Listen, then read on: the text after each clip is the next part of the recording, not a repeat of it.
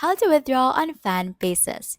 In this video, I'm going to tell you the easiest way to review on Fanbasis. So to get started, to begin withdrawing your funds, log into your Fanbasis account and head over to the earnings section. Or just head over to the dashboard where you can see all your earnings. And you can also go to the wallet section where you can see all your pending balance, available balance, and every disputes that you have in your account. Here, you can select multiple withdrawal options like PayPal, bank transfer, and other regional services by clicking on this withdraw button right here and then entering your phone number.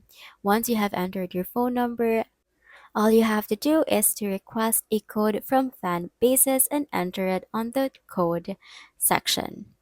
It is important to note that Fanbasis has a minimum withdrawal threshold that you must meet before initiating a withdrawal. Additionally, withdrawals are generally processed within 1 to 3 business days, but delays can occur, especially during high traffic times or weekends. And that's how you withdraw on Fanbasis. Remember to keep an eye on any processing times to avoid any surprises.